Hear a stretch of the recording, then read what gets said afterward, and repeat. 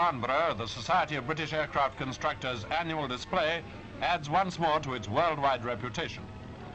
1953 was a year of consolidation with emphasis on production models rather than prototypes, and above all it showed the British industry's capacity and determination to export.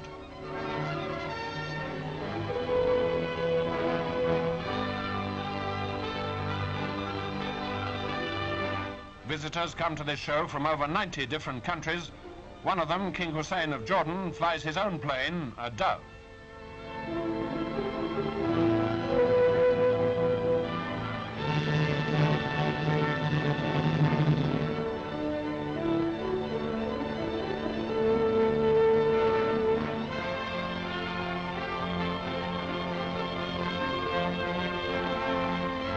The sounds and shapes of the jet age are here in all their variety. Here's a study in tailplanes, for example.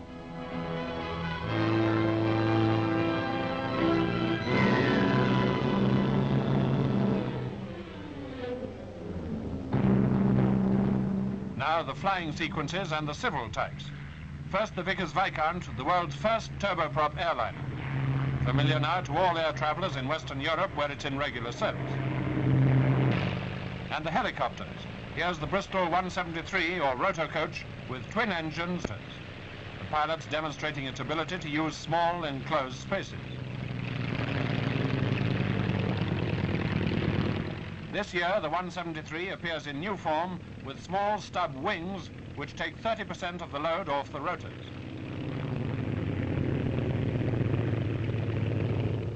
The Auster Eaglet, the light aircraft par excellence. Cheap to buy and the sort of aircraft which is popular with farmer and businessman. This model has dual controls for training.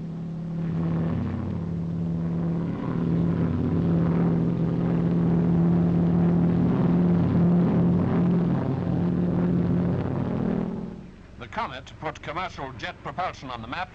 The Comet 2, seen here, has more powerful engines and a greater range than the earlier model. It carries 44 passengers on stage lengths of over 2,000 miles and will soon be taking the South Atlantic in its stride.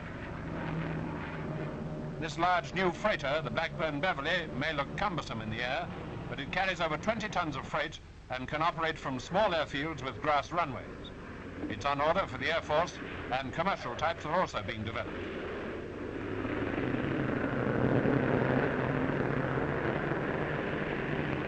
Here, the Beverley is using her propellers to back to the unloading point.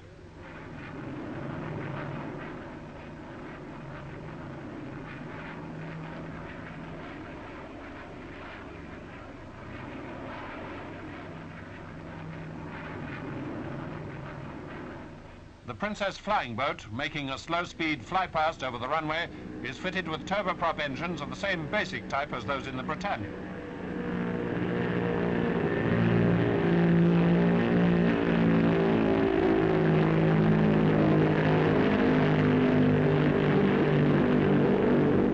The Britannia itself is now fitted with the new Proteus 3 engines.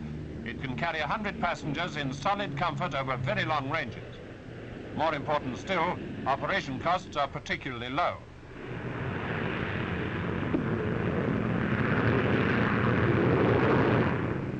As the Britannia is brought into land, you get a glimpse inside the control tower. For these controllers, handling aircraft with speeds varying from 100 to 700 miles an hour is a day-by-day achievement, and a very responsible job it is. Canberra, taxi on over. Now let's turn to military and research types. Since the Canberra became the first British jet bomber to fly, she's added quite a string of firsts and records to her name. Here in a particularly spectacular climb is the Olympus Canberra, which holds the world's height record, 63,668 feet. The Canberra is being built in the United States and Australia as well as in Great Britain, and she's also in service with the Venezuelan Air Force. The DH-110 is under development for the Royal Navy. Although not a newcomer to Farnborough, it's worth noting the maneuverability of this two-seater aeroplane, which has beaten the sound barrier with no trouble at all on numerous occasions.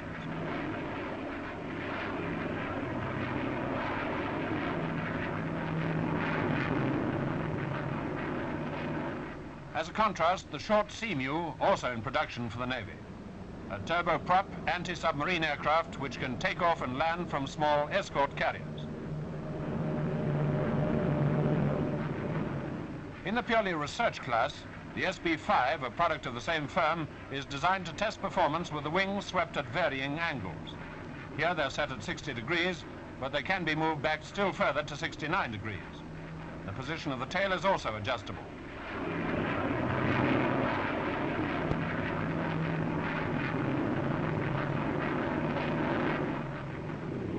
Another research aircraft, the Boulton-Paul 111A, a very fast little delta wing type.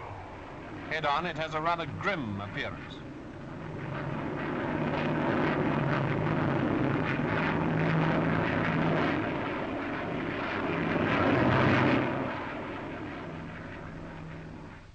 Among the fighters on show is the two-seater radar-carrying Gloucester Javelin.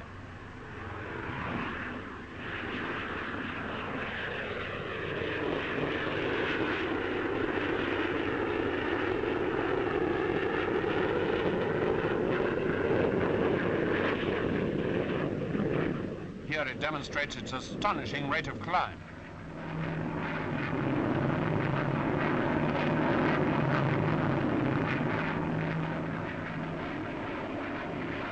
The Javelin, in super priority production for the RAF, has the delta wing, which makes it extremely maneuverable at both high and low altitudes. It's powered by two Sapphire engines.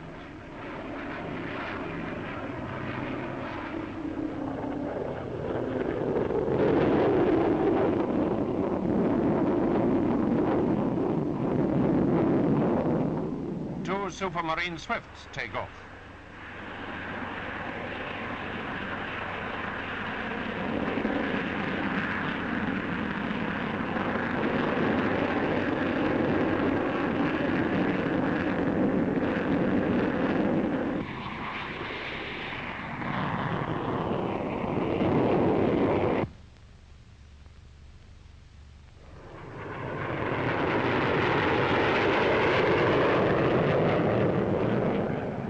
Speed, climb and firepower, the Swifts are important newcomers to the fighter strength of Western Europe, and that's probably the impression formed by General Grunter, Supreme Commander of Shape.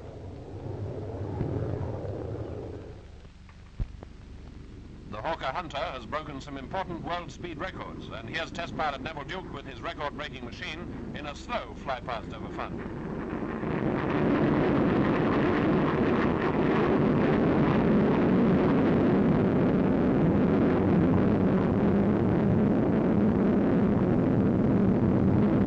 Hunter, like the Swift, is in super priority production for the RAF, and it's also being built under license in Holland and Belgium.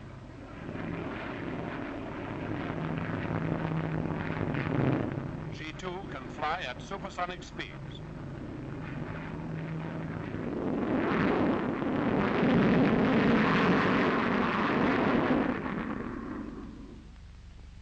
That's one of the shock clouds characteristic of sonic flight. Now, wait for it.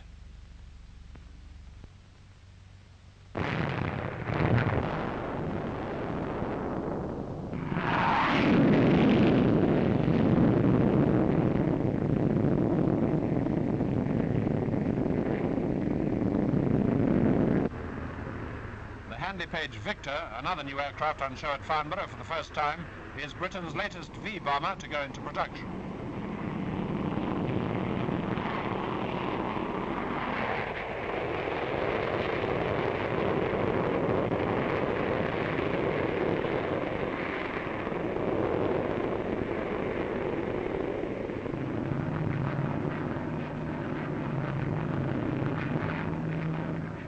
Victor has crescent or scimitar wings, which its designers claim share the advantages of the delta and swept wings, thereby producing good high-altitude performance and easy landing.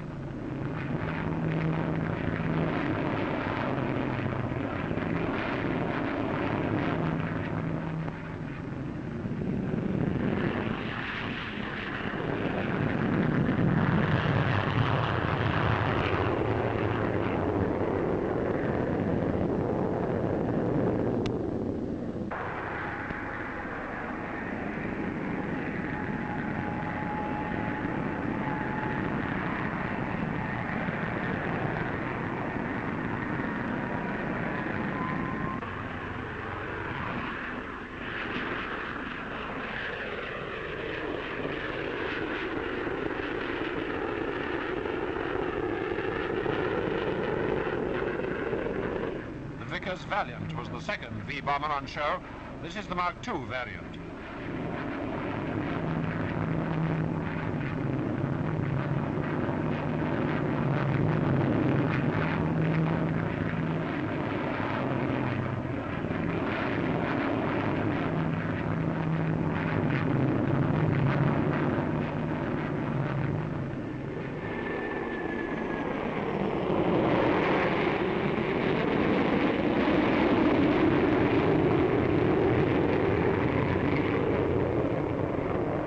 Now the third V-bomber, the Vulcan.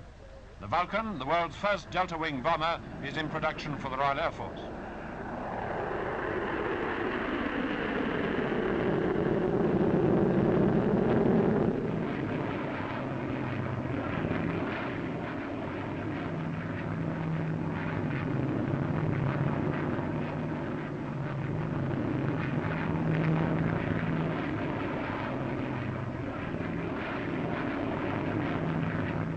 Here we see the first two Vulcans taking the air.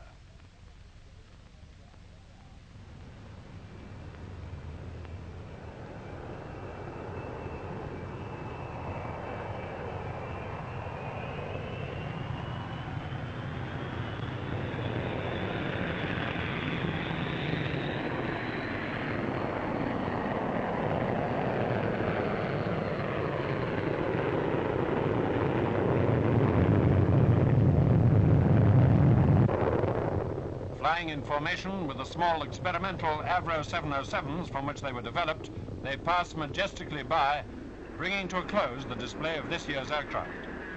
But progress continues, bringing to Britain greater prosperity and security in this jet age.